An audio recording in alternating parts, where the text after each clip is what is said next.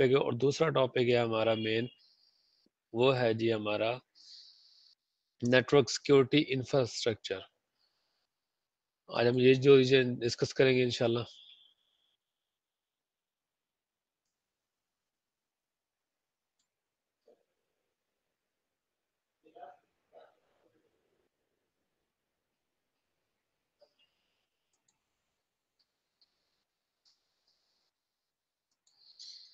Network communication devices, ठीक हो गया। अब यहाँ पे हम देखेंगे नेटवर्क डिवाइसेस कौन कौन सी हैं और वायरलेस कम्युनिकेशंस, दो चीजें देखेंगे। नेटवर्क डिवाइसेस के explain how network devices enable network communication, की वो किस तरह आपस में कम्युनिकेट करती हैं या क्या मेथोडोलॉजी है, ये सारी चीजें। उसके बाद वायरलेस कम्युनिकेशन, इस टाइम जो सबसे ज्यादा ट्रेंड चल रहा है या जो कहते हैं ना इन फ्यूचर, तो वो वायरलेस का है। क्योंकि अब हर बंदा कोई बाउंड होके एक जगह पे प्लेस पे नहीं बैठ सकता, ठीक है ना, कि आपको एक जगह पे इथरनेट चाहिए, एक जगह पे डेस्कटॉप चाहिए, आपने वहीं बैठना है। अब आपके पास लैपटॉप है, मोबाइल है, टैब है, पीसी जो भी है, ऐसे आ गए पोर्टेबल है कि मतलब आप किसी भी जगह बैठ के आप वायरलेस से कनेक्ट होके आप सारी सर्विसेज यूज कर सकते हैं, सारे वर्क कर सकते हैं, काम कर सकते हैं। नेटवर्क डिवाइसेस में सबसे पहली चीज आती है एंड डिवाइसेस। एंड डिवाइसेस क्यों कहा गया है इन्हें? एंड डिवाइसेस जो आपके पर्सनल यूज के लिए यूज की जाती है, ठीक है ना। उसमें आईपी टेलीफोन हो गया, आपका पीसी हो गया, सिस्टम हो गया, लैपटॉप हो गया, आपका टैब हो गया, आपका सेल फोन हो गया, आपका आईपी प्रिंटर हो गया, आपके सर्वर्स हो गए, ये सारे के सारे आपके एंड डिवाइसेस हैं। मैंने शायद लास्ट टाइम भी एक बात क्लियर की थी कि नेटवर्क्स की जो कम्युनिकेशंस है ना, वो 3 लेयर्स पे है बेसिक। फर्स्ट वन आपकी एक्सेस लेयर है, सेकंड वन आपकी डिस्ट्रीब्यूशन लेयर है एंड थर्ड वन आपकी कोर लेयर है। और जितनी भी हमारी कम्युनिकेशंस होती है वो access layer to access layer होती है, मतलब लोकल नेटवर्क से लोकल नेटवर्क। देखो, अब जब भी किसी पर्सन को कोई चीज सेंड करते हो या कोई चीज भी फॉरवर्ड करते हो, तो ऑब्वियसली एक मोबाइल से दूसरे मोबाइल या एक पीसी से दूसरे पीसी के पास एक्सेसिबल होती है, ठीक है। मतलब आप एक लोकल नेटवर्क से आप दूसरे लोकल नेटवर्क को चीज शेयर कर रहे होते हो। तो आपके जो एक्सेस लेयर है, एक्सेस लेयर के अंदर आपकी एंड डिवाइसेस आती है और एक्स्ट्रा डिवाइस एक आती है आपकी स्विच। जो आपकी डिस्ट्रीब्यूशन लेयर होती है, ये आपकी टियर 2 लेयर होती है और इसमें आपके जस्ट राउटर्स होते हैं और आपके आईएसपी इन्वॉल्वमेंट है, जहां से आप इंटरनेट कम्युनिकेशन, इंटरनेट कनेक्शन लेते हैं, ठीक हो गया। डिस्ट्रीब्यूशन लेयर को हम, जिसके अंदर सारे राउटर्स होते हैं और राउटर क्या काम करते हैं, आपको पाथ देते हैं, रास्ता देते हैं, ठीक हो गया, रास्ता डिफाइन करते हैं। और बेसिक आपका जो डिस्ट्रीब्यूशन लेयर का काम है वो भी यही है कि उसने कम्युनिकेट करवाना है between the access layer and the core layer. Core layer क्या है? आपके super computers, data centres, hosted devices, ठीक है ना। तो ये आपके सारे के सारे आपके कोर आते हैं। कोर भी एक्चुअल आपका लैन ही है, लेकिन वहां पे स्टोरेज ज्यादा होती है, स्पीड ज्यादा होती है, बैंडविड्थ ज्यादा होती है, मतलब उसमें मल्टीपल यूजर एक साथ कनेक्ट हो रहे होते हैं, तो इसलिए हम उसको कोर कह रहे होते हैं। वरना वो है, वो उसकी फंक्शनलिटी वो भी लैन ही है। तो इसलिए आपकी जो एक्सेस लेयर से कोर लेयर कम्युनिकेट करवाता है, वो आपकी डिस्ट्रीब्यूशन लेयर करवाती है, जिसको हम यहाँ पे इंटरनेट नेटवर्क यहाँ पे नाम दिया हुआ है। वैसे उसको हम डिस्ट्रीब्यूशन लेयर भी कहते हैं, ठीक हो गया। एंड डिवाइस, हमेशा जितनी भी कम्युनिकेशन होती है वो end devices to end devices होती है, ओके हो गया। आपके कोर के ऊपर जो सुपर कंप्यूटर्स बने हैं, जो सर्वर्स बने हैं, वो भी आपके एंड डिवाइसेस ही होती हैं।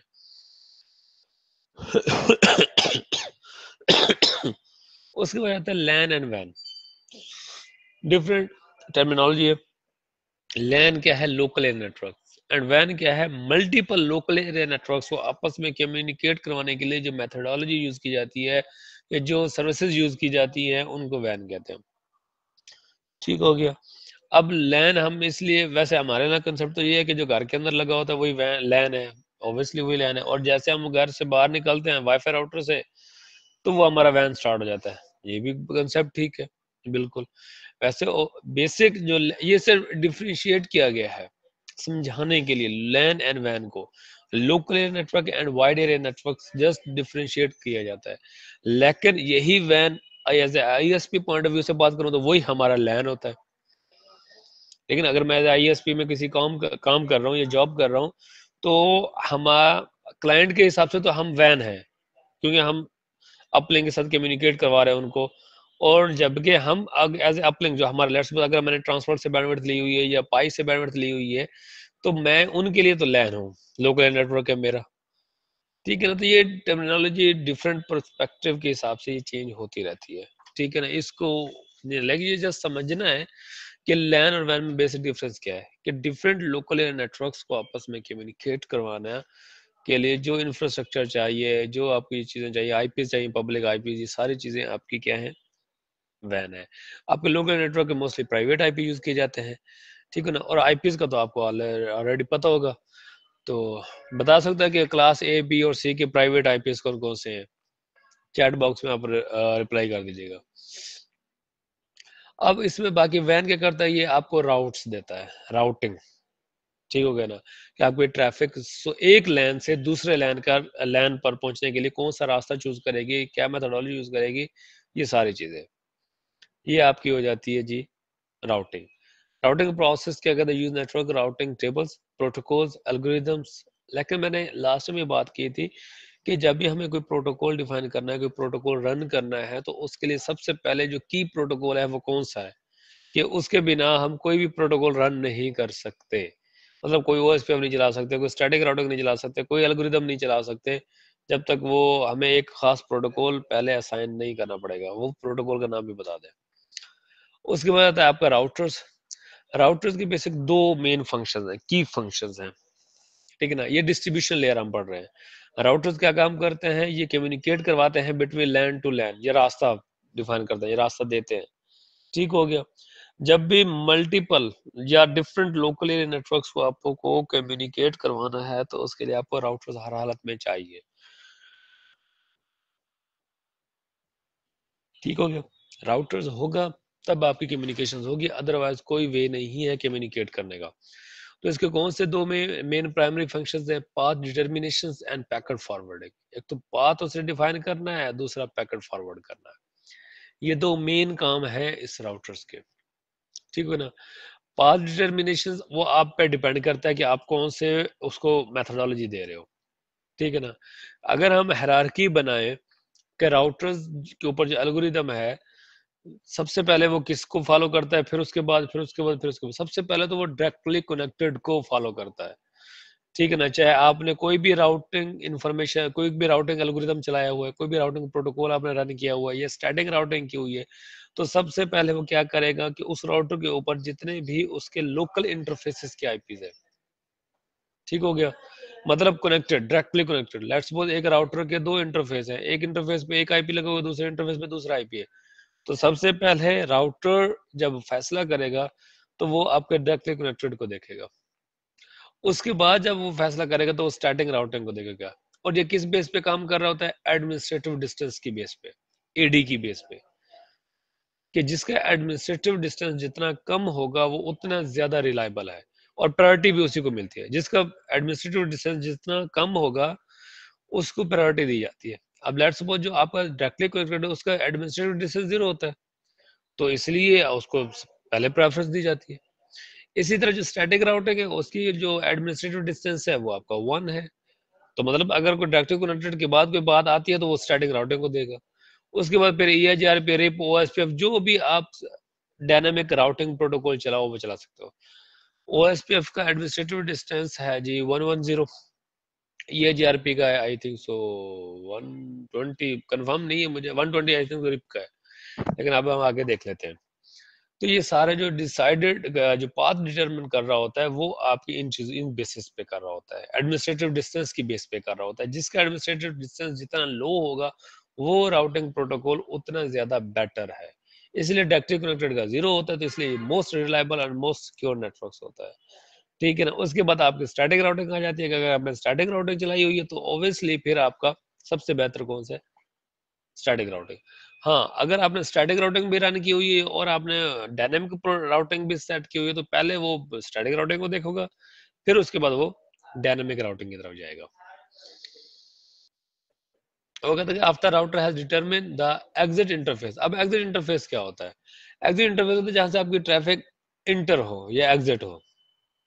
लेट्स सपोज अगर मैं इस लोकल नेटवर्क की बात करूं, जो आपके पास डिस्प्ले हो रहा है 191 से 1.0/24, ठीक हो गया। तो इसके लिए राउटर 1 का इंटरफेस है जो बाहर चल रहा है, वो 2 का नेटवर्क है 2.0/24।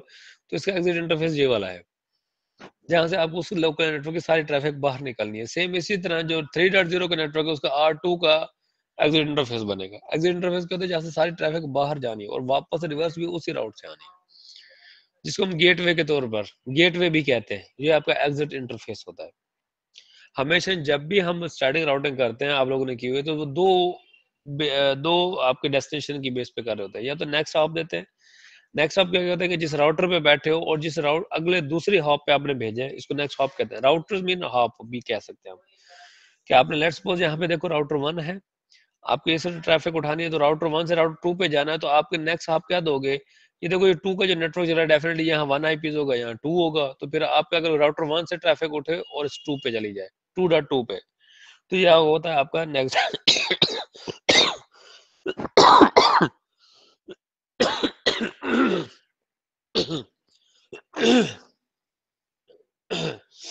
तो आपकी जो ट्रैफिक है, मैं यहाँ पे एक मिनट पैकेट ट्रेसर ओपन कर लेता हूँ।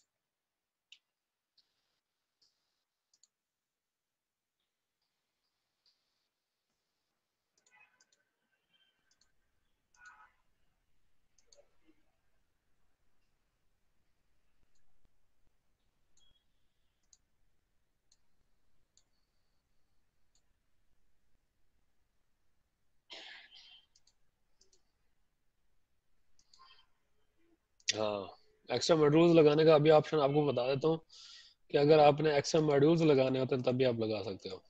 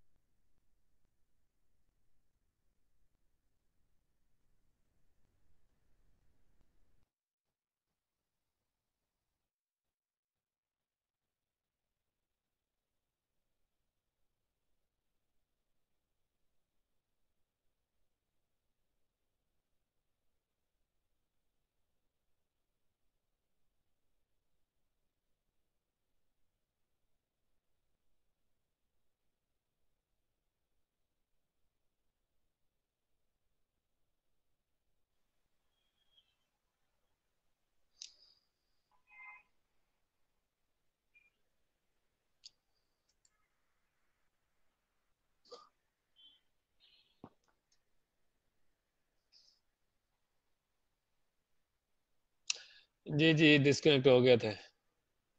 चले मैं ये लैब टोपोलॉजी अब आपको नजर आ रही है?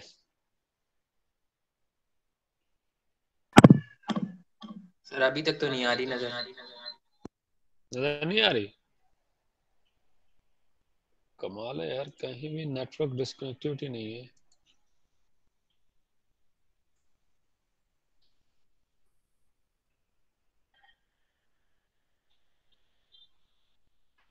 ये पाथ डिटर्मिनेशन की हम बात जी कर रहे अब आ गई, अब डिस्प्ले हो गई है। थे, पाथ डिटर्मिनेशन की बात कर रहे थे, तो मैंने कहा मैं एक छोटा सा नेटवर्क बेढंगा सा बना देता हूँ।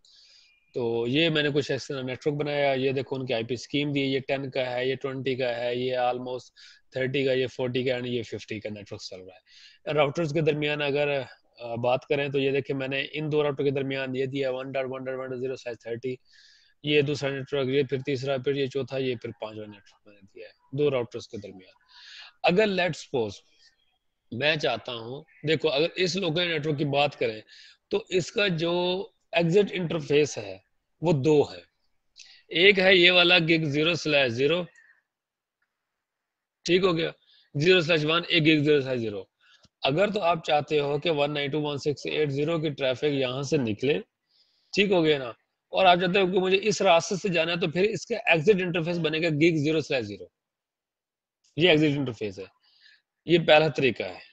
दूसरा कहते हैं कि आप इसको नेक्स्ट हाफ दे दो।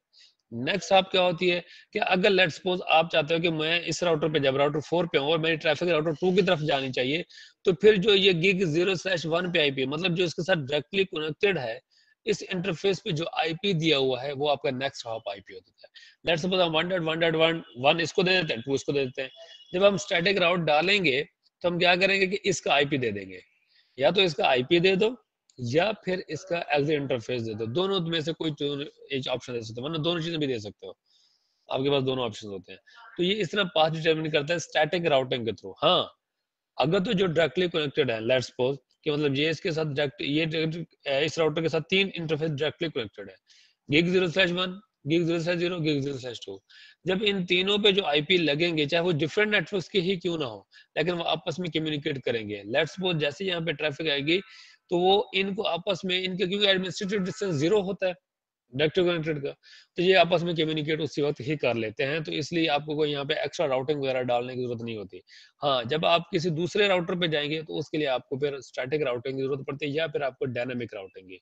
अब डायनामिक राउटिंग के अंदर आपके पास दो तरह की राउटिंग है मोस्टली। एक है आपका EGP and IGP, interior gateway protocol and exterior gateway protocol. IGP में फिर दो टाइप्स हैं, distance vector and link state. Distance vector के अंदर आपके आते हैं ईआईजीआरपी, ओएसपीएफ, उसके बाद आपका आ जाता है जी रिप, ये आपके सॉरी ओएसपीएफ आता है लिंक स्टेट के अंदर, ईआईजीआरपी एंड रिप। उसके बाद आपका आता है link state protocol, link state protocol के अंदर आपका ओएसपीएफ एंड आईएसआईएस आता है। इसी तरह जो आपका ईजीपी है, एक्सटीरियर गेटवे प्रोटोकॉल्स हैं, उनके अंदर आपका आता है बीजीपी एंड आईएसआईएस, या ईआईजीआरपी भी यूज होता है, लेकिन अब वो एब्सोल्यूट हो चुका है, वो बिल्कुल भी यूज नहीं होता। ठीक हो गया। तो जब भी कोई राउटर रास्ता डिफाइन करता है, अगर तो डायनेमिक राउटिंग चल रही है, तो इन तीनों इंटरफेस में से वो ऑटो एल्गोरिथम यूज करेगा, जो उसको बेस्ट लगेगा वही एग्जिट इंटरफेस बना देगा ऑटो। अगर तो आप स्टैटिक खुद से अपनी मर्जी से करना चाहते हो कि भाई मेरी ट्रैफिक यहाँ से निकले, तो पहले वो राउटर 2 पे जाए, फिर राउटर 1 पे जाए, फिर राउटर 0 पे जाए, फिर इसी तरह आपके राउटर 1 जो भी ये नंबर है इस पे आए, और देन फिर यहाँ पे कम्युनिकेट, मतलब वो शॉर्टेस्ट पाथ ये वाला चूज ना करे, यहाँ से पूरा राउट घूम के है इस जगह पे, अगर 20 को मैंने एक्सेस करना है तो।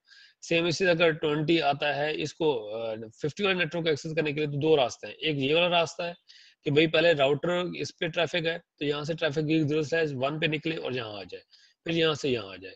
एक तो ये रास्ता है। दूसरा क्या है कि पहले ये इधर जाए राउटर 0 के पास, फिर राउटर 1 के पास, फिर राउटर 2 के पास, फिर इसका एक्सेस हो जाएगा। तो ये पाथ डिटर्मिनेशन है, ये राउटर्स अगर तो डायनेमिक प्रोटोकॉल चल रहा है तो ये खुद करेंगे।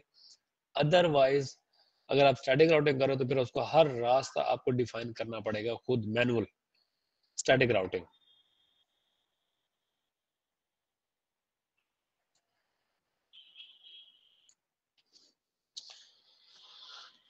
ये देखें, जब हम शो आईपी राउट करते हैं तो हमारे पास ये देखो सी कोडिंग के साथ कनेक्टेड आता है, एस के साथ स्टैटिक आता है, I IGRP, R RIP, M mobile, B BGP के लिए यूज होता है, और ओ जो होता है वो ओएसपीएफ के लिए यूज होता है, ओएसपीएफ। ठीक हो गया। अब यहाँ पे देखो ये एस मीन स्टैटिक राउट है, स्टैटिक राउट डाला हुआ है किस पे, ये देखो ये एडमिनिस्ट्रेटिव डिस्टेंस है 1/0, उसके बाद 3.0 की ट्रैफिक है, लेकिन लेस्ट में देखो ना, आप इस नेटवर्क पे बैठे हो 1.0 के नेटवर्क पे और आप इसको एक्सेस करना चाह रहे हो, तो डेफिनेटली आप रिमोट आईपी दोगे। तो जैसे ही आपके 3.0 के नेटवर्क की ट्रैफिक यहाँ पर आएगी, तो उसको कहाँ पर उठा के भेजना, उसने 192.168.2.2, ये देखो 2.1 इसका आईपी दिए और 2.2 उसने इसका आईपी दिए। तो यहाँ से ट्रैफिक हमने राउट डाला है कि 192.168.3.0/24 की अगर कोई भी ट्रैफिक आए आपके पास, तो उसको ये वाला राउटर उठा के फेंक दे नेक्स्ट, ये होते हैं नेक्स्ट हॉप। नेक्स्ट हॉप कौन सी है, 192.168.2.2, इसके ऊपर उठा के वो फेंक दे, ये इस तरह की राउटिंग है। अब इसकी जगह हम एग्जिट इंटरफेस भी दे सकते हैं, 192.168.2.2 की जगह एग्जिट इंटरफेस क्या होगा, जो इस इंटरफेस का नंबर होगा, ये जो है राउटर वाला, राउटर 1 का जो एग्जिट इंटरफेस है, इसका जो नंबर होगा वो भी दे सकते हो। दोनों ऑप्शन, ये तो अब आपके डिपेंड करता है कि आप क्या किस तरह वर्किंग करते हो। नॉर्मली हम कर रहे होते हैं वो नेक्स्ट हॉप मेथड से कर रहे होते हैं, वो हमारे लिए बेहतर होता है।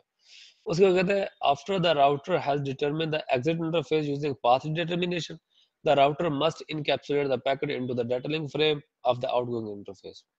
कहते हैं when a packet received from one network and destined from the other network, the router perform the following three major steps. तीन मेजर स्टेप करेगा, कौन कौन से, it D encapsulate the layer 2 frame, जो उसके पास लेयर 2 फ्रेम आया है उसको इन डी इनकैप्सुलेट करेगा, मतलब उसको ओपन करेगा, ओपन करने के बाद उसमें क्या करेगा, इंफॉर्मेशन निकालेगा लेयर 3 पैकेट्स की, एक्सपोज करेगा उसका ट्रेलर, मतलब उसमें सोर्स आईपी क्या और डेस्टिनेशन आईपी क्या।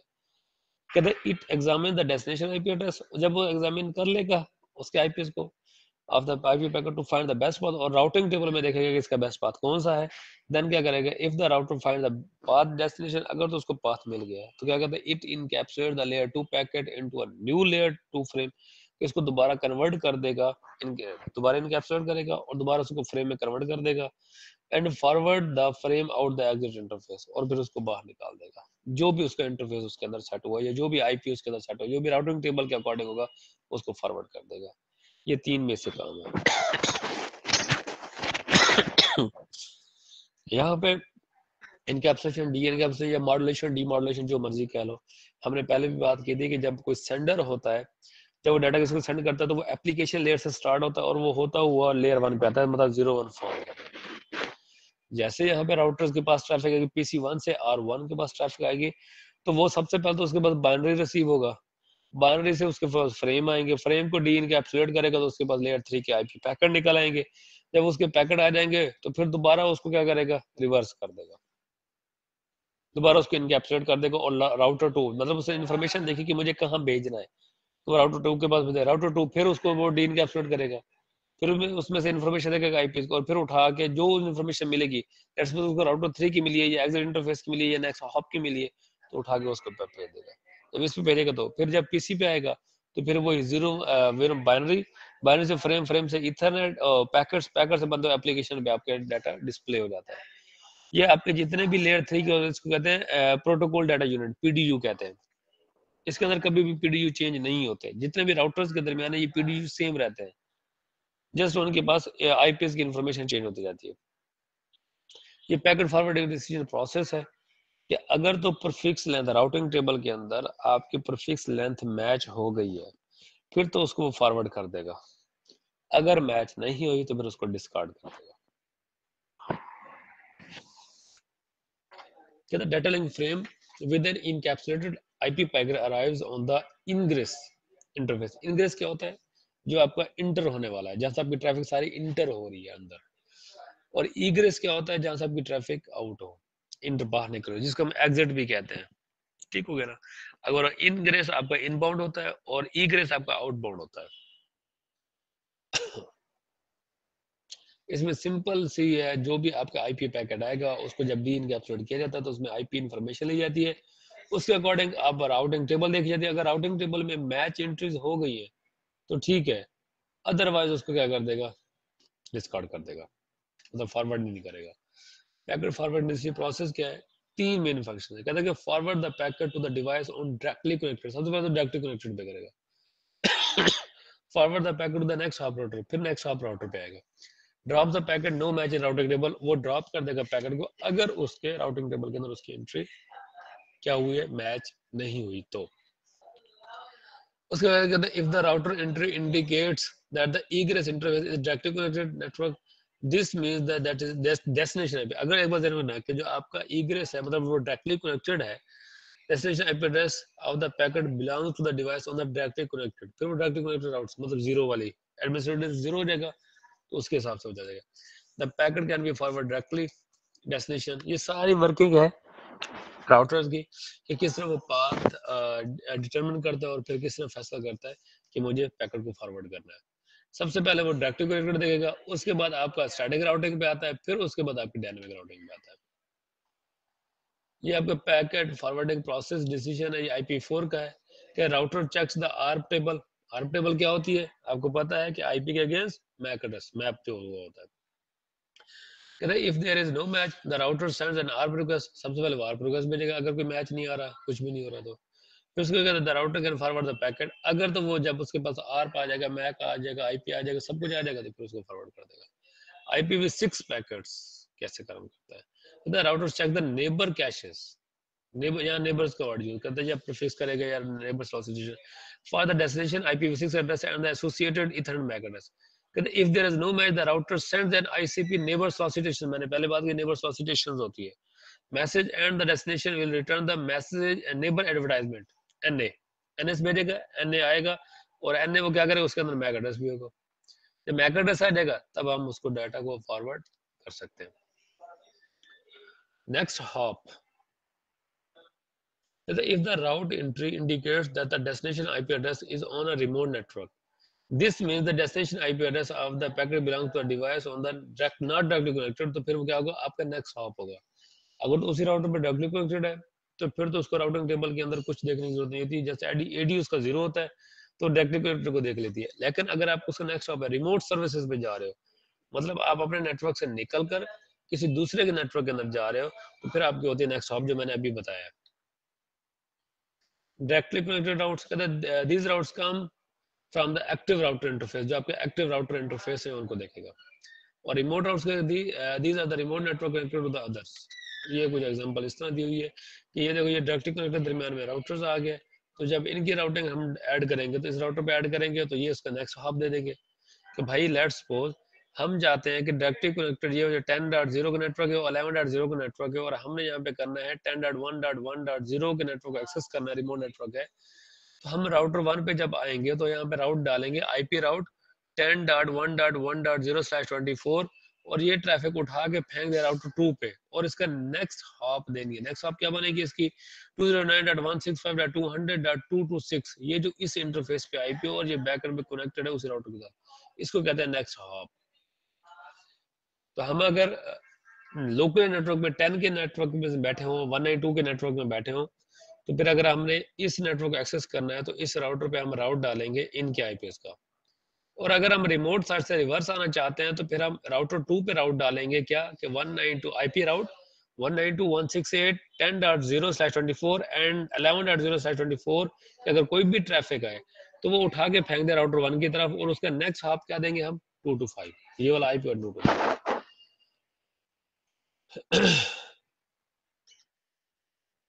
ऐसे लैब की हुई है किसी ने स्टैटिक राउटिंग की? लैब ऑलमोस्ट सबने की होगी स्टैटिक राउटिंग की। चले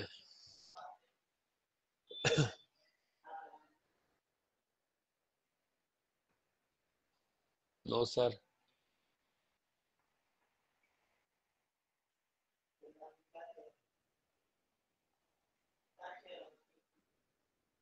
कमाल है भाई, किसी ने यस भी किया है। चले इसको शॉर्ट करते हैं, इसी को करते हैं।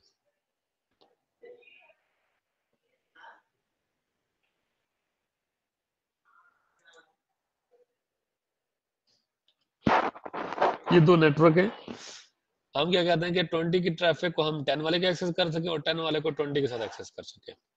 सिंपल। तो हमें पॉइंट टू पॉइंट आईपी भी पता है क्या देने हैं और इनके भी। तो सबसे पहले आप क्या करो, कोई भी राउटर एक्सेस करो, CLI के अंदर आ जाओ। मैं इसको जूम कर देता हूँ।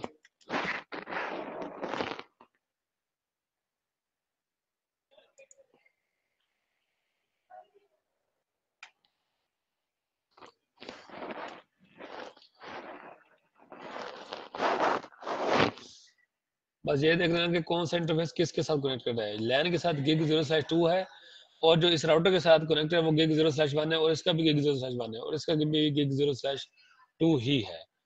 ठीक हो गया। ये देखें, बस ये इंटरफेस ध्यान में रखिएगा। हम आते हैं सबसे पहले इंटरफेस G0/2 जो लैन का है। हम इस पे क्या देंगे, सबसे पहले इसको ऑन करना है तो नो शटडाउन की कमांड है। नो शटडाउन करोगे तो यहाँ पर देखो, वैसे ये तो ये देखें, ये अप हो गया, ये स्विच के साथ कनेक्ट था। ठीक हो गया, ये अप हो गया। ये देखो अभी हम इसको करेंगे तो ये अभी नहीं होगा, क्योंकि दोनों एंड पे राउटर्स के ऊपर आपको इंटरफेस मैनुअली ऑन करने पड़ते हैं, वो बाय डिफॉल्ट ऑन नहीं होते स्विच की तरह। ये देखो, ये चेंज स्टेट टू अप भी हो गया। उसके बाद हम क्या देते हैं, यहाँ पे डिस्क्रिप्शन दे सकते हैं। डिस्क्रिप्शन अपने रिमाइंडर करने के लिए क्या कर देते हैं, क्या हम लैन, कौन सा नेटवर्क है जी, 10 का नेटवर्क है, चलो ताकि हमें पता हो। उसके बाद हम यहाँ पे दे देते हैं आईपी एड्रेस देंगे। आईपी एड्रेस क्या देंगे, 192.168.10.1। ये वन वो है जो हम गेटवे के तौर पर यूज करेंगे। ये हमारे सारे ट्रैफिक इस राउटर के पास है, उसको मैंने सबनेट मास्क दे दिया है। That's it. उसके बाद मैंने एग्जिट करना है। एग्जिट करने के बाद अब मैंने जाना है gig 0/1 के लिए, जो राउटर आपस में कनेक्टेड है। सबसे पहले मैंने उसे नो शट डाउन करना है। नो शट डाउन कर दिया। उसके बाद मुझे आईपी एड्रेस देना है। आईपी एड्रेस क्या दूंगा जी, 1.1.1.16 का नेटवर्क है तो 17 पहला आईपी होगा और 18 भी दो। हम यहाँ पे इसको यूज कर लेते हैं 17। 255.255.255.252/30 का सबनेट मास्क ये बनेगा। डिस्क्रिप्शन देना चाहते हो तो दे लो। डिस्क्रिप्शन क्या है जी, वैन या अपलिंक, किसके साथ हमने करना है इसको, 20 के साथ। उसके बाद हम इसको करते हैं यहाँ पे एग्जिट, डू शो, रन करते हैं। देखते हैं हमारी सेटिंग हुई भी है कि नहीं। ये देखो, ये हो गई, ये आईपी भी आ गई है। अभी सिंपल हमने आईपी दे रहे हैं, कोई स्टैटिक राउटिंग नहीं कर रहे।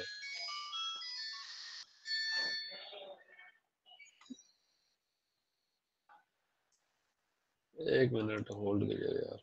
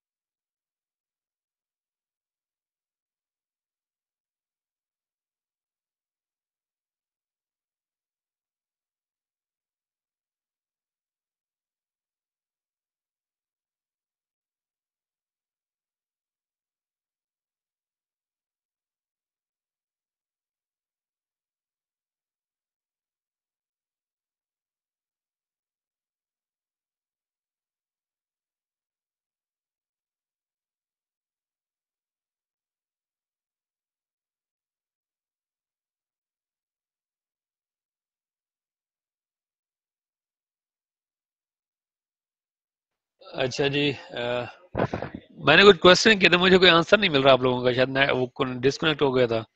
कुछ क्वेश्चन छोड़े थे मैंने वैसे। अच्छा, वैसे हम ये कर लेते हैं अभी जो कर रहे थे, उसके बाद हम अब राउटर 2 पे आएंगे। राउटर 2 के कॉन्फ़िगरेशंस करेंगे, और मैं इसको जूम कर लेता हूं जी।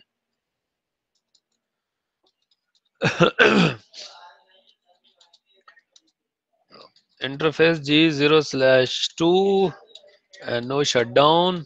ये लोकली नेटवर्क का था। IP address 192.168.20.1 255.255.255.0।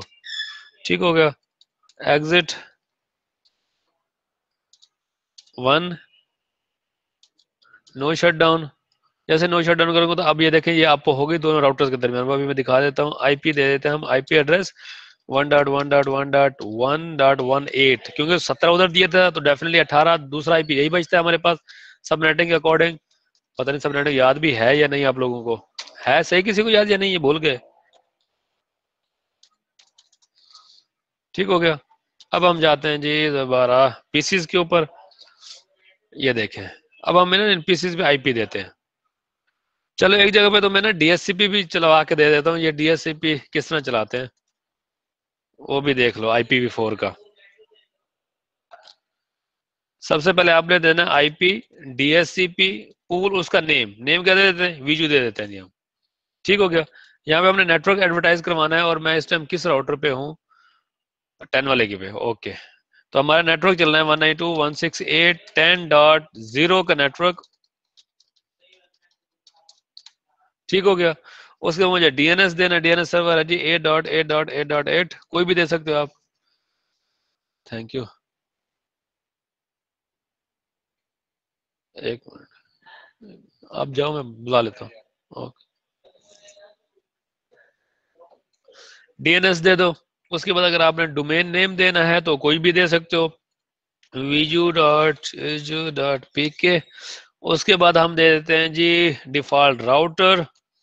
डिफॉल्ट राउटर जहां से आपकी ट्रैफिक डीएससीपी एग्जिट हो, वो हम लोकली नेटवर्क कर रहे हैं तो उसका आईपी हमने दिया है 192.168.10.1, क्योंकि जो लोकल नेटवर्क के नीचे स्विच से कनेक्टेड है वो 1.1 है, तो हम इसको ये दे रहे हैं ताकि हमारा डीएससीपी यहाँ से चल जाए, क्योंकि यहीं से एग्जिट होगा। जो जो इस इंटरफेस से नीचे कनेक्टेड होंगे सिर्फ उन्हीं को ये मिलेगा और किसी को नहीं। That's it, done. अब हम जाते हैं डीएससीपी करते हैं, देखते हैं कि हमारा डीएससीपी भी चला है कि नहीं चल रहा। चलें जी, आज हम यहाँ पर desktop, IP configuration and DSCP 10.2 मिल गया आईपी, ये गेटवे और ये डीएनएस। ओके हो गया। उसके बाद हम इस पे आ जाते हैं, आईपी कॉन्फ़िगरेशन डीएससीपी पे जाएंगे तो हमें ये 3 इसका मिल जाएगा। ओके हो गया। अब हमने इसको वेरीफाई करना है। वेरीफाई करने के लिए हम कमांड प्रॉम्प्ट में जाएंगे। सबसे पहले आप गेटवे को पिंग लगाएंगे 192.168.10.1, हमारा गेटवे ये है लोकल नेटवर्क का, तो मतलब यहाँ तक कनेक्टिविटी बिल्कुल ओके है। उसके बाद हमारे पास दूसरा आईपी कौन सा था जो डायरेक्टली कनेक्टेड था, वो था 1.1.1.17। देखो 17 को भी पिंग हो रहा है, मतलब जो डायरेक्टली उसी राउटर के ऊपर है उसको कनेक्टिविटी हो रही है ओके, लेकिन जैसे मैं 1.8 करूंगा पिंग नहीं आएगा। ठीक हो गया। मैंने पहले कहा था कि जितने भी डायरेक्टली कनेक्टेड हैं वो आप किसी भी लोकल नेटवर्क से बैठ के उस राउटर पे जितने भी डायरेक्टली कनेक्टेड है उनको एक्टिविटी होगी, लेकिन रिमोट साइट्स की नहीं होगी। फिर देखो 1.1.1.7 उसी राउटर पे आईपी असाइन था, इसलिए हमें कनेक्टिविटी ओके होगी, हमें पिंग मिल गया था। लेकिन अब हम रिमोट पे जा रहे हैं तो हमें कोई कनेक्टिविटी ओके नहीं हो रही। तो अब हमने क्या करना है, यहाँ पे राउट्स डालने हैं। ठीक हो गया। अब देखो, जब मैं इस नेटवर्क के ऊपर बैठूंगा तो डेफिनेटली मैं जब इसको एक्सेस करूंगा तो मुझे इसके आईपी देने पड़ेंगे ना। अब ऐसा तो नहीं है कि मैं किसी, लेट्स सपोज मैं एक्सेस करना चाह रहा हूं कि मैं, मेरा कोई होस्ट वेब होस्ट पे सर्वर पड़ा है, उसका आईपी है लेट्स सपोज 10.10.10.2, और मैं जहां पर बैठा हुआ है 192.168.10.0 का नेटवर्क, तो मैं उसको एक्सेस करने के लिए उसी का आईपी दूंगा ना। तो हमेशा रिमोट साइट का आईपी दिया जाता है। जब देखो, जब हम यहाँ पे इस राउटर के बाद ट्रैफिक आएगी कि 192.168.20 की ट्रैफिक मुझे कहाँ मिलेगी, क्योंकि 20 हमारे यहाँ पड़ा है, तो डेफिनेटली हम 20 को कॉल करेंगे भाई इस राउटर पे चला जा। जब इस राउटर पे जाएगा तो इस पे तो डायरेक्टली कनेक्टेड है, तो आगे हमें कुछ एक्स्ट्रा राउट डालने की जरूरत नहीं पड़ेगी। तो हम सिंपल आते हैं यहाँ पर हमने अब यहाँ पे दो तरह से हो सकता है। एक होता है डिफॉल्ट राउट। डिफॉल्ट राउट का मतलब होता है कि जो भी ट्रैफिक इस नेटवर्क से आए, मतलब इस नेटवर्क से जो भी ट्रैफिक आए वो उठा के फेंक दे इस राउटर के ऊपर, इसको कहता है डिफॉल्ट राउट। ठीक हो गया। डिफॉल्ट राउट हमेशा कैसे दिया जाता है, आईपी राउट, और डिफॉल्ट राउट का मतलब होता है 0.0.0.0, इस मतलब कोई भी आईपी और उसका कुछ भी सबनेट मास्क। और अब यहाँ पे देखो हम दो चीजें हमें कॉल करवाएगा वो, एक देगा फॉरवर्डिंग राउटर एड्रेस, ठीक है ना, एक देगा हमें ईथरनेट एग्जिट इंटरफेस। अब आपकी मर्जी है, दोनों जो भी मर्जी देना चाहो। ठीक हो गया। अब मैंने इसको यहाँ पे देता हूँ, यहाँ पे एग्जिट इंटरफेस दूंगा, तो एग्जिट इंटरफेस क्या होगा, gig0/1। यहाँ पे देखो gig0/1, या तो ये दे दो। उसके बाद अगर मुझे आईपी देना है तो मैं आईपी फिर दोबारा भी दे सकता हूँ। वैसे यहाँ पे डिस्टेंस भी मैटर कर रहा होता है, डिस्टेंस भी दे सकते हो, वो हम एक अलग चीज है राउटिंग के अंदर, कि अगर आपने किसी को प्रायोरिटाइज करना है कि अगर 2 से 3 राउट डालते हो कि अगर एक वाला राउट डाउन हो जाता है उसके बाद दूसरे वाला ये चल जाए, वो भी हम कर सकते हैं। एडमिनिस्ट्रेटिव डिस्टेंस उसका अपनी मर्जी से सेट कर सकते हैं। अब मैं इसको देता हूँ एग्जिट इंटरफेस, लेकिन हमने अभी डिफॉल्ट राउट नहीं कर रहे, ठीक है ना, कि हम सारी ट्रैफिक नहीं लेके जा रहे।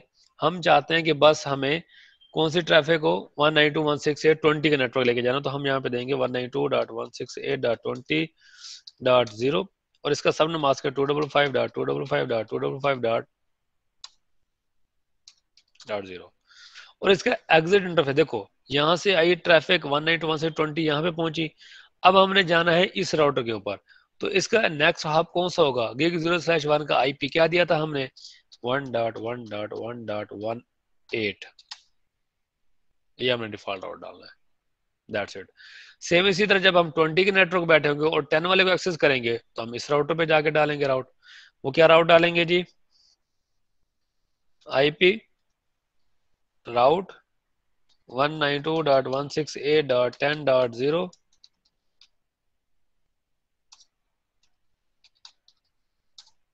ठीक है। और नेक्स्ट ऑफिस का क्या बनेगा, इसका नीचे वाला 1.1.1.17, इंटर। That's it. अब हम जाते हैं, अब हम यहाँ पे सॉरी आईपी भी नहीं दिए, इनको आईपी भी असाइन करते हैं, इधर स्टैटिक ही दे रहे हैं 192.168.20.2।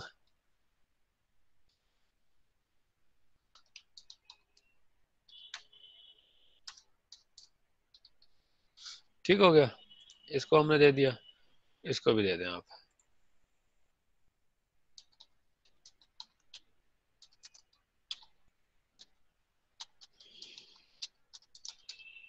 ठीक हो गया। अब हम आते हैं इस पीसी पे। हाँ जी। अब हम करते हैं पिंग, 118 को भी पिंग आ गया। अब हम जाते हैं उसके ऊपर 20 वाले के ऊपर, 20.1 गेट वे दूसरे को, देखो उसका भी पिंग आ गया। उसके बाद हम जाते हैं जी 20.2।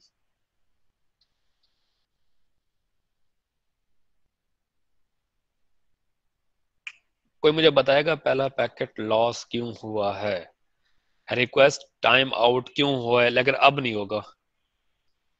ठीक हो गया। कोई मुझे बताना पसंद करेगा कि first packet request time out क्यों गया है, तो ठीक है।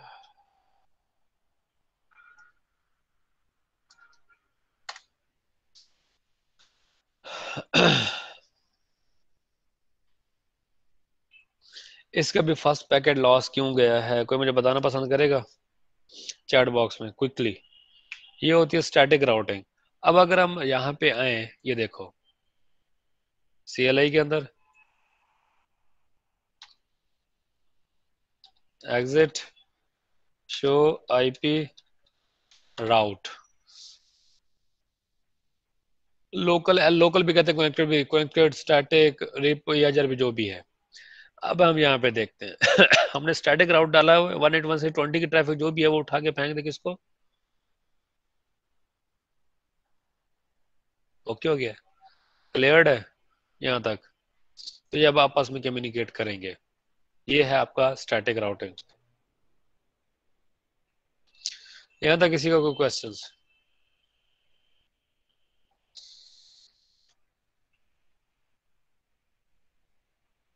कम्युनिकेट करने में टाइम इंटरवल आया, पिटे हुए मेरे हाथ से।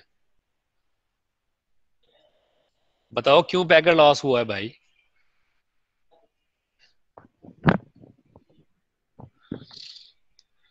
नेटफ्लिक्स में भी टाइम इंटरवल होता है? मूवी थोड़ी है ये। हाँ भाई, फैसल बताएगा। इस तरह हम पूछ लेते हैं, वैसे तो सारे सोए होते हैं। हाँ जी फैसल, जाग रहे हो ना?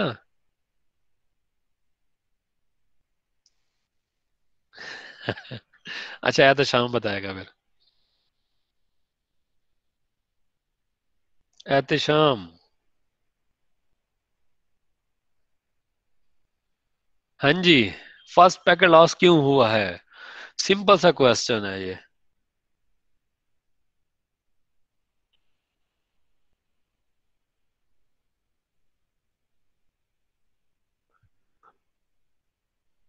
हाँ जी, एहतिशाम जाग रहे हो?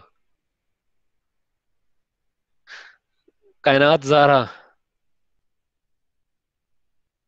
जिसका नाम ले रहा हूँ ना, वो सारे मुझे रिप्लाई करें चैट बॉक्स में। हसीन खान। अच्छा, आपका भी सॉरी सर, ये ठीक है। हसीन खान।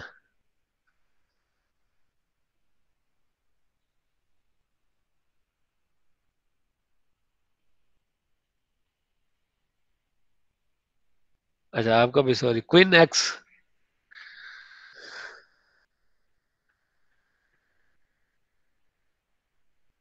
क्वीन एक्स नाम मेरे पास डिस्प्ले। अब ये पता नहीं कौन हो आपका, आप ओरिजिनल नेम क्या है मुझे नहीं पता।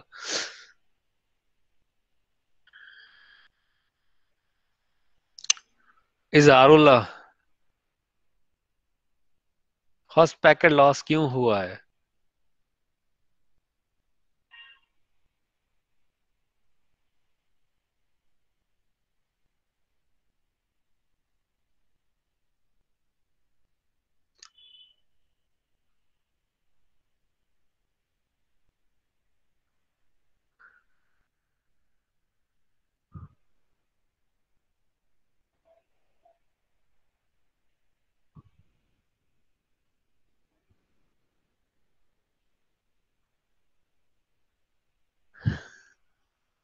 किसी की तरफ से सॉरी के अलावा कुछ है? एहतशाम आपका भी गलत है। आर्प क्या होता है, कोई मुझे बताएगा? ARP, address resolution protocol.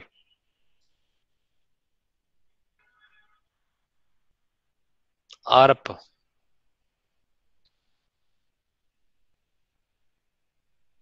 जी, आपके स्विच टेबल, क्योंकि दरमियान में एक स्विच भी था। इवन राउटर्स के ऊपर भी वो मैक नहीं आता, आर्प नहीं आई थी उसकी। ठीक है, जब आपके पास मैक एड्रेस नहीं होता, जब आपके पास आईपी होता है, तो वो आईपी के बदले में सबको फ्लड करता है। फ्लड करने के बदले में सबके मैक एड्रेस अपने कैम के अंदर, कंटेंट एड्रेसेबल मेमोरी के अंदर सेव करता है। और सेम इसी तरह राउटर भी कर रहा होता है अपने आर्प को, आरपा। राउटर के ऊपर मैंने आपको आरपा बताया था, आरपा कहते हैं हम उसको। ठीक है ना? तो आरपा उसका अपडेट नहीं हुआ होता, क्योंकि न्यू थी अभी कनेक्टिविटी। तो उसने आरपा को अपडेट करने के लिए उसने क्या किया, आईपी भेजा। आईपी के भेजने के बाद स्विच के पास गया, स्विच ने कहा कि भाई मेरे पास भी नहीं है। तो स्विच ने भी आ गया, उसने आईपी के बदले मैक ढूंढा। फिर स्विच ने अपनी कैम टेबल अपडेट की, सेम इसी तरह फिर राउटर ने अपना आरपा अपडेट किया, तब जाके वो कम्युनिकेशन हुई। ठीक है ना? ये आर्प, एड्रेस रेजोल्यूशन प्रोटोकॉल की वजह से, क्योंकि उसने आर्प क्या काम करता है, आईपी के बदले मैक एड्रेस लेके आता है। तो ये हुआ है काम, इस वजह से वो फर्स्ट पैकेट लॉस पे गया है। ठीक है, इस वजह से ये लॉस होता है। अगर दरमियान में हॉप ज्यादा होंगी, जेन में रखना। अभी तो जैसे एक हॉप थी, एक स्विच था दरमियान में, अगर हॉप ज्यादा होंगी तो वो एक की बजाय फिर दो भी लॉस हो जाएंगे, तीन भी लॉस हो सकते हैं, शायद पूरे चार पैकेट भी लॉस हो जाएंगे। ठीक है ना? अगर आप कंटिन्यूसली लगा के रखोगे तो फिर वो किस्से के बाद अब जितने दरमियान में हॉप होंगी ज्यादा, तो वो फिर उतना उसको टाइम लगेगा। ये जेन में रखिएगा। क्लियर है यहाँ तक? वैसे कोई हाल नहीं तुम लोगों का यार।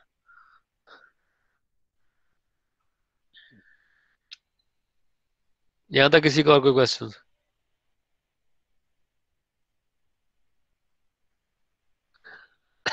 अल्लाह अल्लाह करो, मेहनत मेहनत करो।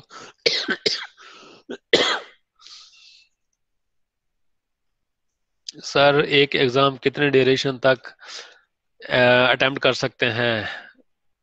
ये आप किस सिटी से हैं?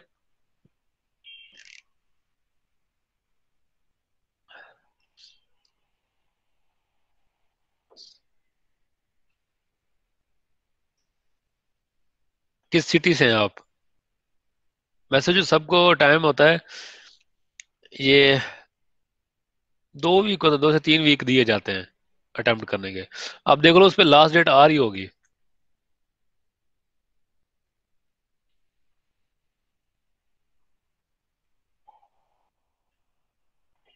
अब देखो उस पर लास्ट डेट आ रही होगी। नहीं तो फिर आप कॉल कर लीजिएगा। कॉल नहीं, सॉरी, ईमेल, नंबर तो होगा नहीं। ईमेल कर लीजिएगा आप अपने डेजिग्नेटेड इंस्ट्रक्टर को, सीसी पे आप मुझे ऐड कर दीजिएगा।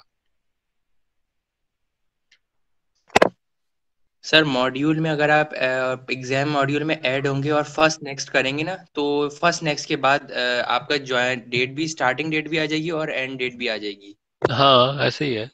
तो उसमें डेट होगी, लेकिन मैंने तो शायद ज्यादा डेट देता हूँ सबको, मैं इंजॉय करो, खासकर मुल्तान वालों को। लेकिन लेट ओपन किया मैंने, मेरी तबीयत की वजह से खराब थी। सर कराची में तो एक हफ्ता मिला है बस। मेरा सेकंड एग्जाम 12 तारीख को खत्म हो रहा है, 3 दिन बाद। चलें, आप उनको ईमेल कर दें, मैं उनको दोबारा भी अपडेट कर देता हूँ शेड्यूल्स का। ठीक है ना, तो वो आपको अपडेट कर देंगे दोबारा। ठीक हो चले, गया। Thank you so much. हाँ, अब चलते हैं आगे। बहरहाल जो पढ़ाया जाता है, ये आर्प हमने लास्ट टाइम लेक्चर के अंदर डिस्कस किया था, उसकी वर्किंग पूरी डिस्कस की थी। तो वो देख लिया करें आप, भूलने वाली चीजें ना क्या करो। उसके बाद हम आ जाते हैं, ये राउटर्स हमने सारी चीजें पढ़ ली हैं। डायनेमिक राउटिंग के अंदर मैंने बताया था, E H R P, O S P F, BGP, ये सारे आ जाते हैं। लेकिन उसमें क्या है कि आईजीपी और ईजीपी, इंटीरियर है, इंटीरियर के अंदर डिस्टेंस वेक्टर है, लिंक स्टेट है, लिंक स्टेट के अंदर आपके आ जाते हैं O S P F, I S I, ये IPv4 IPv6 दोनों के लिए।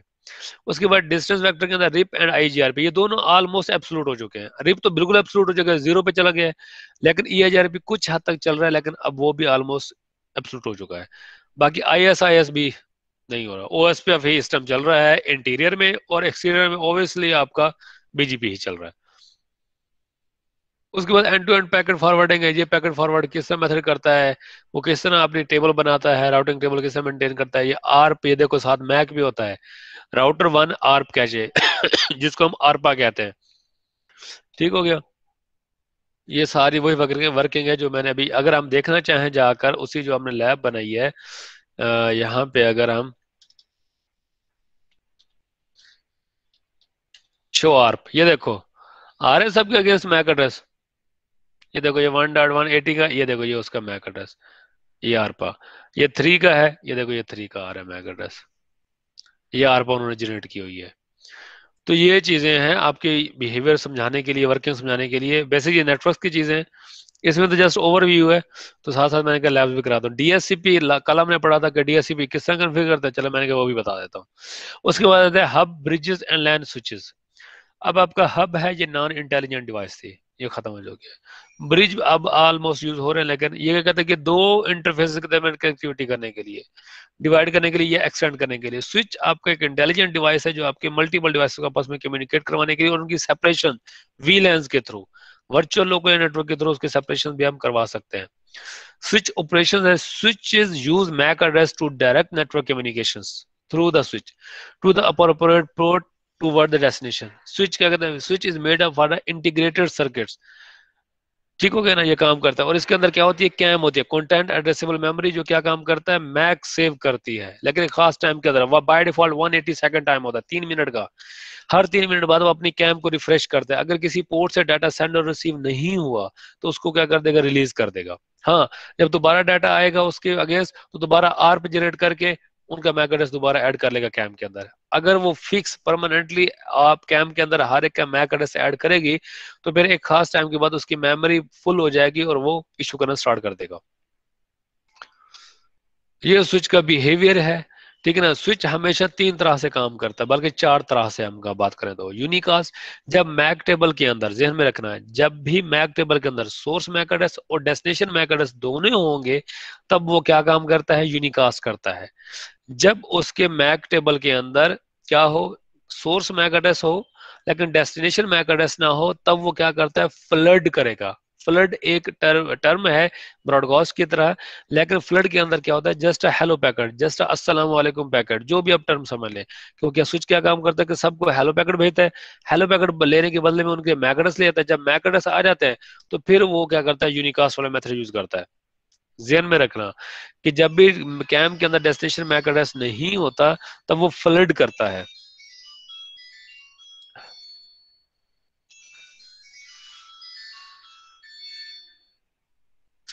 ठीक हो गया, ये हमें वर्किंग बिहेवियर है। उसके बाद आ जाता है ब्रॉडकास्ट। ब्रॉडकास्ट कब करता है, ब्रॉडकास्ट तब करता है जब वो उसके डेस्टिनेशन एड्रेस में ऑल एफ हो।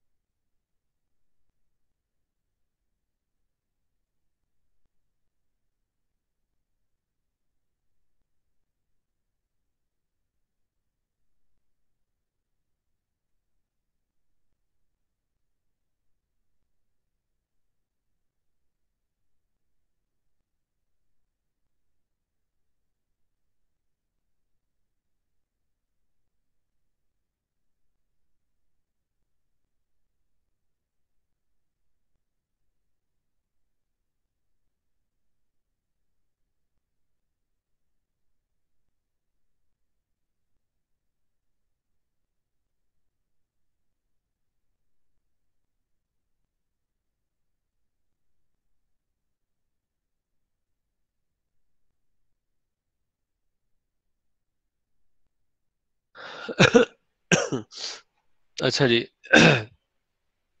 यार गड़बड़ हो रही है तबीयत। अच्छा जी, हम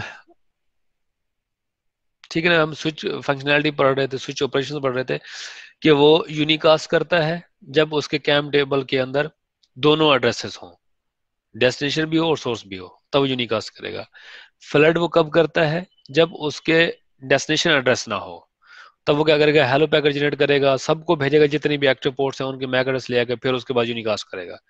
और ब्रॉडकास्ट कब करता है, जब उसका डेस्टिनेशन एड्रेस ऑल एफ हो, मतलब जब सारे एफ हो, ये ब्रॉडकास्ट एड्रेस है, जब ऑल एफ होगा तब वो ब्रॉडकास्ट करेगा। मल्टीकास्ट करने के लिए एक अलग टर्म है, वो हम देख सकते हैं। उसके बाद आता है वीलैंस, वर्चुअल लोकल एरिया नेटवर्क्स। ये क्या काम करता है कि आप अपनी ब्रॉडकास्ट डोमेन्स को कम करते हो, ठीक है ना, आप लॉजिकल छोटे छोटे ब्रॉडकास्ट जनरेट कर देते हो, मतलब वीलैंस की मदद से। अगर अब लेट्स सपोज कोई लूप बनता है, कोई इशू आता है वीलन 2 के अंदर लेट्स सपोज, तो वो जस्ट वो वीलन 2 डिस्टर्ब होगी, बाकी वीलन 3 एंड वीलन 4 प्रॉपरली चलती रहेगी। तो अगर हम सारा का सारा पूरा नेटवर्क एक वीलन का पार्ट बना दें, तो अगर कोई एक इशू आया तो पूरा का पूरा नेटवर्क डिस्टर्ब होगा। तो बेसिक वीलन किस लिए क्रिएट किए जाते हैं कि आपकी ब्रॉडकास्ट को कम करने के लिए, सेगमेंटेशन करने के लिए, इजिएस्ट करने के लिए, इशू फाइंड करने के लिए, ठीक है ना, ये बेसिक काम किया गया था। तो इसको हम वीलन कहते हैं, वर्चुअल लोकल नेटवर्क। अपने नेटवर्क को वर्चुअली तौर पर डिवाइड कर दो, और एक स्विच के ऊपर अगर जितनी पोर्ट्स हैं, वैसे हम 4096 वीलन बना सकते हैं। इसमें कुछ नॉर्मल वीलेंस, कुछ एक्सटेंडेड वीलेंस हैं। 1006 से ऊपर सारी की सारी एक्सटेंडेड वीलेंस हैं। और एक्सटेंडेड वीलेंस आपके स्विच के ट्रांसपेरेंट मोड के अंदर बनती हैं। स्विच के अंदर 3 मोड होते हैं, ध्यान में रखना, वीटीपी इसको कहते हैं। वीटीपी 3 तरह के मोड है। एक है वीटीपी आपका सर्वर मोड, जो बाय डिफॉल्ट हर स्विच का मोड होता है, ठीक है, जिसपे आप सारी कॉन्फ़िगरेशन कर सकते हैं। दूसरा मोड होता है क्लाइंट। क्लाइंट क्या काम करता है कि जो सेटिंग आप सर्वर पे करेंगे, जो विलेन सर्वर पे बनाएंगे, वो ऑटो आ जाएगी क्लाइंट के ऊपर, ठीक हो गया। थर्ड वन होता है ट्रांसपेरेंट। ट्रांसपेरेंट एक तो एक्सटेंडेड वीलेंस को सपोर्ट करता है, सेकंड क्या काम करता है कि क्लाइंट और सर्वर के दरमियान जितने भी दरमियान में ट्रांसपेरेंट डिवाइस लगानी हो, तो वो हम ट्रांसपेरेंट मोड कर देते हैं, तब ये भी ऑप्शन यूज किया जाता है, ठीक है। उसके बाद STPs, spanning tree protocol. Spanning tree protocol क्या काम करता है कि स्पैनिंग ट्री प्रोटोकॉल आपका लूप जो होता है उसको डिडक्ट करके अवॉइड करता है, लूप को खत्म करने के लिए। वो कैसे, अब ये देखो, ये स्विच है, अगर तो मैं एक स्विच आपस में कनेक्ट करवा दूं, लेट्स सपोज ये देखो एक पोर्ट, तो ये अप हो सकते हैं, ठीक है ना, ये पोर्ट दोनों आपस में अप हो जाएंगी। लेकिन जैसे ही मैं इसके साथ दूसरी केबल लगाऊं, तो ये लूप बन जाएगा, ठीक है ना। लूप कैसे बनेगा, लूप बनने की वजह क्या होती है कि जब लेट्स सपोज कि इसने इस पीसी को डाटा सेंड किया है, अब इसकी कैम के अंदर वो मैक एड्रेस ही नहीं है, तो ये क्या करेगा, हेलो पैकेट को फ्लड करेगा। फ्लड करेगा तो फ्लड उस उन पोर्ट्स पे होता है जो सारी एक्टिव होती है, मतलब ये वाली भी एक्टिव पोर्ट होगी, ये वाली भी एक्टिव पोर्ट होगी, ये वाली भी, ये वाली।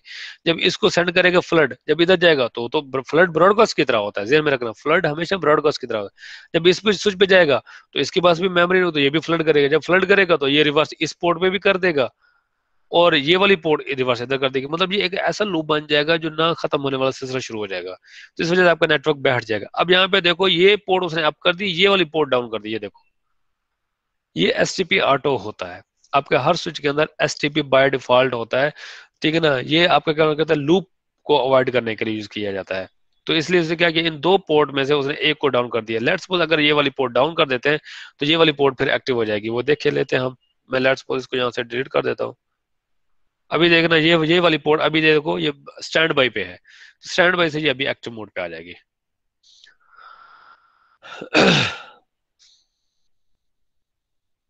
ये तकरीबन 40 से 50 सेकंड तक टाइम लेती है।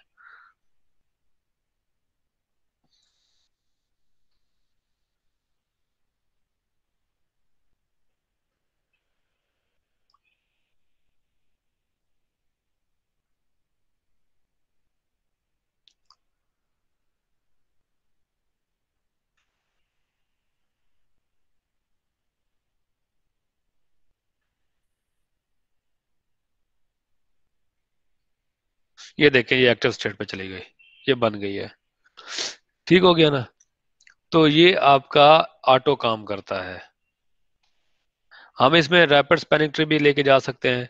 वैसे ये आपको यहाँ पे चीज़ों को ओवरव्यू दिया गया है, ठीक है ना। ब्रिज प्रोटोकॉल डाटा यूनिट्स हैं, उनको सिक्योर भी कर सकते हैं, ये सारे काम कर सकते हैं, ये स्विचिंग फंक्शनैलिटी के अंदर है।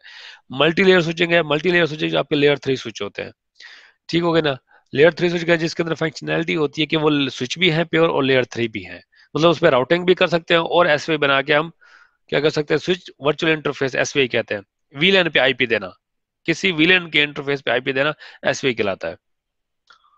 ठीक है ना। उसके बाद राउटेड पोर्ट्स है, मल्टीलेयर स्विचिंग। मल्टीलेयर स्विचिंग हम क्या कर सकते हैं कि हम लूप को मतलब मल्टी रिडंडेंसी लिंक दे सकते हैं। उसके लिए हमें चाहिए होता है ईथर चैनल, एथर चैनल। एथर चैनल क्या काम करता है कि अगर हम एथर चैनल डिजाइन करें तो लेट्स सपोज जैसा कि ओ तो एक मिनट, जैसा कि मैंने ये पोर्ट अप की थी तो इसमें क्या हो गया था, एक स्टैंड बाई पे चली गई थी। अगर हम ईथर चैनल बना देंगे तो वो दोनों पोर्ट्स फिजिकली अलग अलग होंगे लेकिन लॉजिकली वो एक पोर्ट का काम करेंगे। ये ईथर चैनल की फंक्शनलिटी होती है। ठीक हो गया। ईथर चैनल हम इस तरह वर्किंग कर सकते हैं। ईथर चैनल में क्या होता है कि आपकी जितनी भी कनेक्टिविटी होती है वो सारे की सारी मतलब हम मैक्सिमम एक ईथर चैनल के अंदर 8 पोर्ट ऐड कर सकते हैं। एक स्विच के ऊपर 6 ईथर चैनल बना सकते हैं। मतलब अगर लेट्स सपोज 100 MB की पोर्ट्स है तो 800 MB तक का ईथर चैनल बना सकते हैं। वो फिजिकली 8 पोर्ट होंगे, लॉजिकली वो एक पोर्ट का काम करेंगे। ठीक हो गया। तो ये एक फंक्शनलिटी परफॉर्म कर सकते हैं, इसको कहते हैं ईथर चैनल। ये रेडेंसी के लिए, रेडेंसी बनाने के लिए। लेट्स सपोज ईथर चैनल अगर चल रहा है तो इसमें से कोई भी एक डाउन हो तो दूसरे पर डाटा चलता रहेगा। जैसे वो अप होगे तो लूप नहीं बनेगा, आपकी कम्युनिकेशन डिस्टर्ब नहीं होगी। तो ये काम हम कर सकते हैं ईथर चैनल के अंदर। ठीक हो गया। ये हम ईथर चैनल, इसकी लैब अगर lab lab lab lab lab lab lab करा दे, चलो लैब करा देते हैं, इसी स्विच के ऊपर करा देते हैं। चलें जी, CLI के अंदर आते हैं।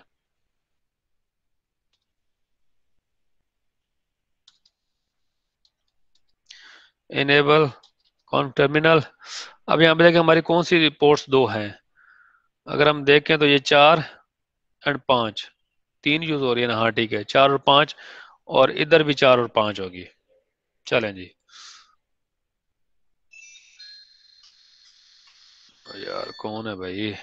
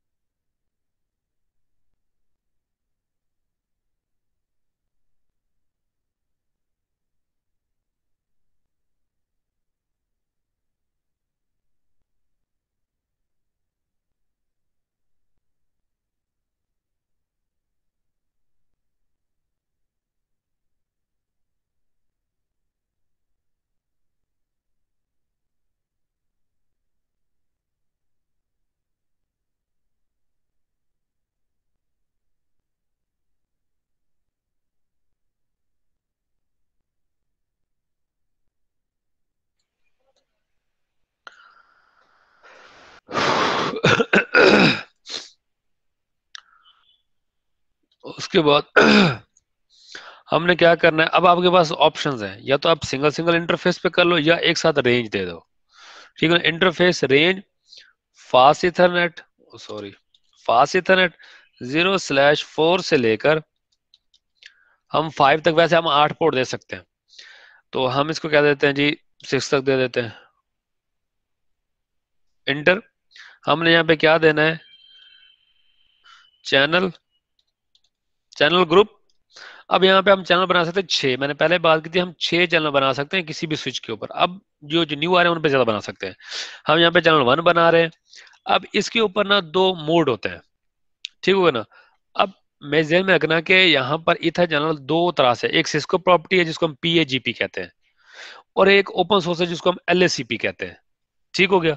और अगर हम चाहें तो मोड देखो, अब यहाँ पे LACP का मोड है एक्टिव एंड पैसिव। ठीक हो गया। अगर हम चाहे PAGP चलाना चाहते हैं, मतलब सिस्को डिवाइस है दोनों एंड पे, फिर हम PAGP चलाएंगे। तो उनके लिए मोड है auto desirable, auto and desirable. हाँ, अगर आप चाहते हो कि मुझे हर हालत में फोर्सली ईथर चैनल ऑन करना है तो फिर आप ऑन कमांड दे दो।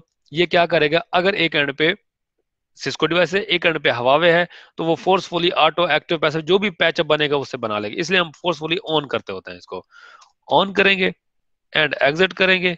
एग्जिट करने के बाद हम क्या करेंगे, इंटरफेस पोर्ट चैनल, ये पोर्ट चैनल 1, क्योंकि हमने ग्रुप 1 दिया तो इसलिए पोर्ट चैनल भी 1 देंगे। इंटर करेंगे, यहाँ पे जो भी सेटिंग करोगे भाई, जो भी setting, let's suppose switch port move trunk करते हो तो आप क्या क्या करोगे, आपके जो ईथर चैनल वाली पोर्ट है वो भी ट्रंक हो जाएंगी। यहाँ पे देखते हैं शो रन, ये देखो आपने पोर्ट चैनल 1 बनाया, उसका ट्रंक किया है। अब हम यहाँ पे देखते हो, ये देखो ऑटो, मैंने हालांकि इस पे ट्रंक की कोई कमांड नहीं चलाई थी, ठीक है ना। देखो स्विच पोर्ट मोड ट्रंक आ गया, स्विच पोर्ट मोड ट्रंक आ गया, एक एंड पे ये हो गया। अब हम जाते हैं दूसरे एंड पे, आ जाओ भाई ये इस एंड पे।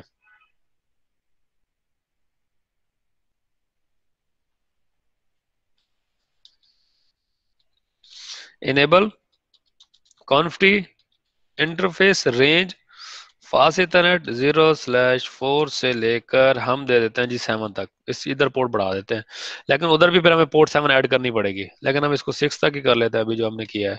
6 आ गया, क्या करेंगे जी, चैनल ग्रुप 1 मोड ऑन करेंगे फोर्सफुली, ताकि हमें मसला ही ना हो गया। अब हम एग्जिट करते हैं, यहाँ पे डू शो रन करेंगे तो हम देखेंगे तो हमारे पोर्ट पे चैनल ग्रुप तो ऑन हो गया, ये देखो कोई हमने ट्रंक वगैरह की कोई कमांड नहीं दी। तो हम क्या करेंगे, interface port channel 1 switch port mode trunk, अब ट्रंक कर दिया चैनल ग्रुप को। तो अब हम यहाँ पे देखते हैं ये देखो ये भी ऑटो ट्रंक हो गई, क्यों, क्योंकि अब सारी फंक्शनैलिटी, ये सारी पोर्ट्स उस वर्चुअल इंटरफेस से कनेक्ट होंगे। अब यहाँ पे देखते हैं, हम चाहे तो एक और केबल भी लगा देते हैं।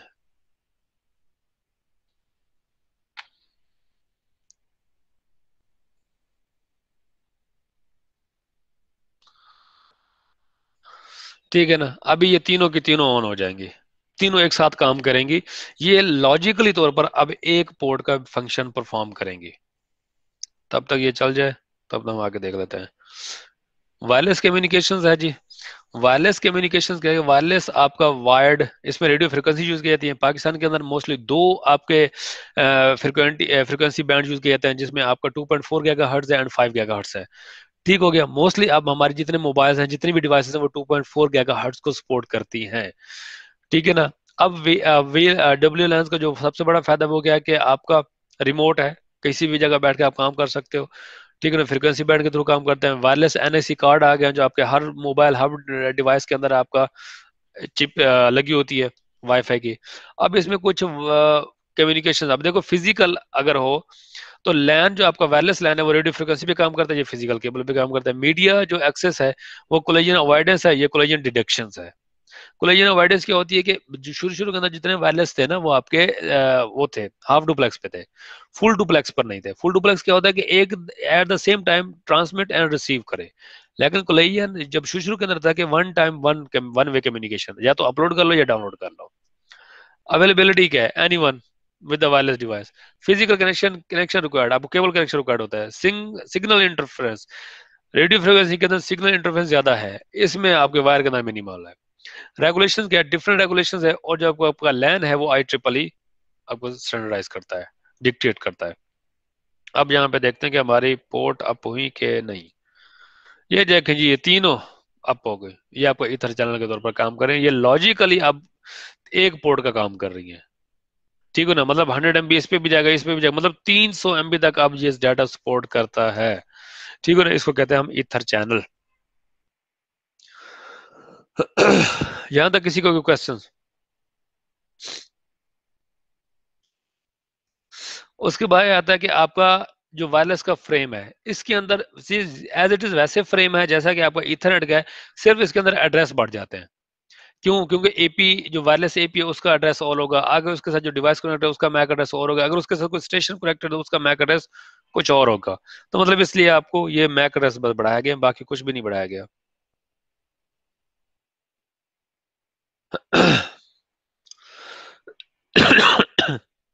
बाकी सेम वही उसी तरह। ये है आपका CSM collision avoidance. WLANs are half duplex, ये शुरू के अंदर थे लेकिन अब नहीं है, अब ये अब्सोल्यूट हो चुके हैं। ठीक हो गया, ये इसलिए इसको अवॉइड करना। उसके बाद wireless client and AP. AP क्या होता है? एक्सेस पॉइंट, जो घर के अंदर वाईफाई राउटर लगे होते हैं, जिसको हम एपी कहते हैं, एक्सेस पॉइंट कहते हैं। ये क्या काम करते हैं? आपको वायरलेस के सिग्नल थ्रो करते हैं, आप मोबाइल में पासवर्ड देते हो और कनेक्ट हो जाते हो। ठीक है ना? सबसे पहले हमें डिस्कवर आईपी करना होता है, अथेंटिकेट आईपी करना होता है, एंड एसोसिएट विद आईपी। उसके बाद होता है wireless client and AP associations. आपको क्या चाहिए? एसएसआईडी चाहिए होता है, पासवर्ड चाहिए होता है, नेटवर्क मोड चाहिए। अब नेटवर्क मोड आपने, ये असाइनमेंट है आपकी, देख के आना है कि कौन कौन से हैं आपके मोबाइल डिवाइस से, कौन सी सपोर्ट करती है। एबीजीएन, ACAD, ये WLAN स्टैंडर्ड्स हैं, ये आपने देख के लाना है। सिक्योरिटी सिस्टम वेब 2 चल रहा है, वेब 3 भी आने वाला है। चैनल सेटिंग्स है, अब 0 से लेकर 11 चैनल सपोर्ट करते हैं, वैसे 16 तक आ गया। अब मोबाइल अभी तक शायद 11 तक सपोर्ट करते हैं। उसके बाद आता है पैसिव मोड। पैसिव मोड के अंदर क्या होता है कि आपको ओपनली वायरलेस मिल जाता होता है। ओपनली मुराद उसका SSID ओपन होता है, बाकी आपको पासवर्ड देना पड़ता है। उसके बाद एक्टिव मोड के अंदर क्या होता है कि आपको SSID, जैसे हम SSID की ब्रॉडकास्टिंग खत्म कर देते हैं, अब एपी एक्सेस पॉइंट की या SSID की अगर ब्रॉडकास्टिंग को अनचेक कर दें, तब क्या होता है कि वो SSID को आप मैनुअल ऐड करना पड़ता है, आपके पास हिडन नेटवर्क के नेम से शो हो रहा होता है। ठीक हो गया, तो हम ये काम भी कर सकते हैं, ये दो डिफरेंट मेथडोलॉजी है। उसके बाद आता है कि आपका wireless devices AP, light weight AP, and WLC, wireless link controller. Wireless link controller कहते हैं कि मल्टीपल जो वायरलेस डिवाइसेस होती हैं उनको कंट्रोल करने के लिए। ये घर के अंदर वाईफाई का डिवाइस है, ठीक है ना? वायरलेस लैन कंट्रोलर है, ये आपकी बड़ी बड़ी ऑर्गेनाइजेशन के अंदर आ जाता है। जैसा कि आपका ये पंजाब वाईफाई सिस्टम जो आया था शहबाज शरीफ का, यहाँ पे क्या होता था कि वायरलेस कनेक्टर थे, बैकएंड से एक वायरलेस लैन कंट्रोलर उसको कंट्रोल कर रहा था हर जगह पे। ठीक हो गया ना? तो ये आपका काम करता है। बाकी आपका लाइट वेट एपीज होते हैं, ये भी आपके क्लाइंट की तरह ये इसको कहते हैं स्टेशंस, जो आपके किसी न किसी एपी के साथ कनेक्टेड होते हैं। That's it. यहाँ तक किसी पर्सन कोई क्वेश्चन?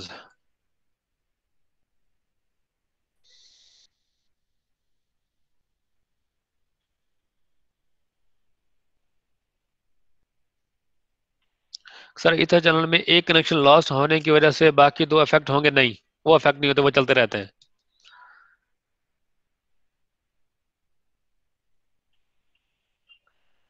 अगर तो आपने उसके कोई मॉनिटरिंग सिस्टम लगाया हुआ है, ठीक हो गया ना, तब तो वो आपको बता देगा, आपके उसके लॉग्स के अंदर आ जाएगा कि हाँ ये पोर्ट डाउन पड़ी है। ठीक है, अदरवाइज आपको अगर स्विच आपने CL एक्सेस किया हुआ है तो उसके ऊपर ईथर चैनल की इंडिकेटर रहेगा कि ये पोर्ट डाउन है। दोनों आपके पास ऑप्शंस है। वैसे हर एक बंदे ने SNMP चलाया होता है तो उसको पता होता है। हाँ, बाकी अगर ईथर चैनल में कोई पोर्ट डाउन हो जाती है तो उससे कोई इफेक्ट नहीं होता।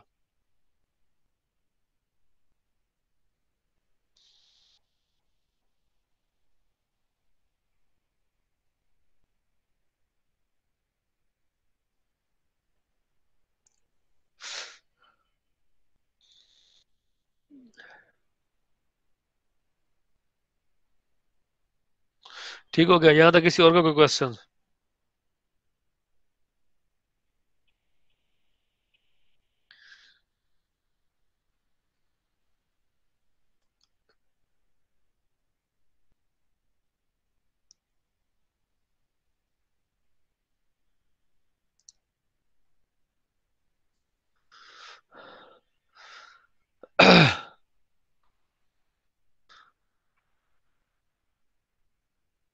देखो, डाटा ट्रैवलिंग में इफेक्ट तब आएगा एक तरह से कि लेट्स सपोज आपका डाटा था, लेट्स सपोज 300 MB, और तीनों पोर्ट यूज हो रही थी, उसमें से एक डाउन हो गए तो डेफिनेटली आपका इफेक्ट तो पड़ेगा, 200 MB पे आ जाएगा।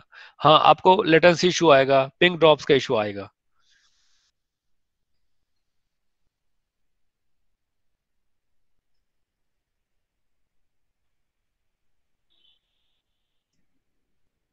ठीक है ना? आपकी लिंक की लेट्स देख रहे हैं, आपका लिंक आपका 300 से 400 MB का आपके डाटा चल रहा है, लेकिन एक आपका डाउन हो गया है, तो डेफिनेटली फिर आपका बाकी मसला तो आएगा, लेकिन उसको आपने ओवरकम करना है।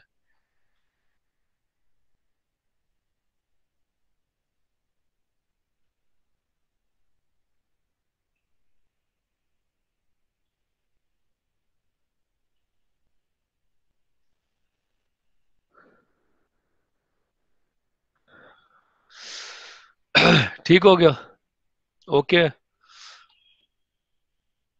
बाकी अभी यार मेरा गला सपोर्ट नहीं कर रहा। बाकी इंशाल्लाह हम नेक्स्ट लेक्चर के अंदर करेंगे। ठीक हो गया, तो वो कवर करवा दूंगा मैं इंशाल्लाह।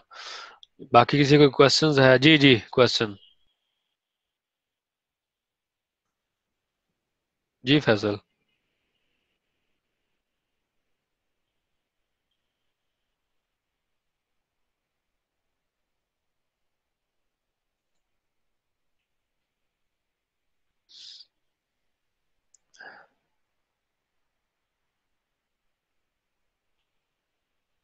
हाँ, आईडीएम और डाउनलोड टोरेंट में जो मेन डिफरेंस है ना, टोरेंट है आपकी P to P sites, point to point है। कोई डेजिग्नेटेड कोई डेटाबेस नहीं है बैकएंड पे।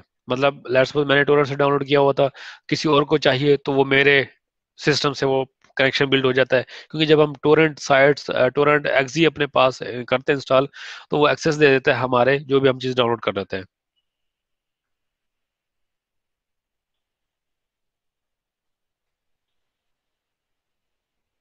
हाँ, तो आईडीएम तो सेगमेंटेशन की बेस पे काम कर रहा होता है, ठीक है ना। और वो कर रहे होते हैं आपके लीड्स एंड सीड्स पे टोरेंट्स, वो point to point basic work कर रहे होते हैं टोरेंट। और ये आपका सेगमेंटेशन सेशंस बने होते हैं इसके, कि हर सेशंस के वो सीक्वेंस में करे या ऑर्डर चेंज कर दे, वो आईडीएम पे डिपेंड कर रहा होता है। लेकिन वो आपका पी टू पी नहीं होता आईडीएम, पी टू पी आपकी टोरेंट होती है, पॉइंट टू पॉइंट।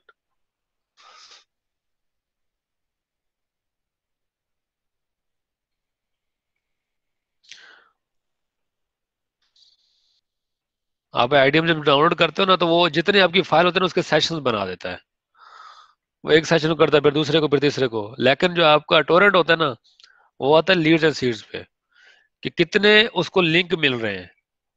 वो जितने लिंक लीड्स एंड सीड्स ज्यादा होंगे, मतलब जितने लिंक ज्यादा होंगे, उतनी ज्यादा उसके पास फास्ट स्पीड आएगी। ओके, ये सिंपल सा आंसर था।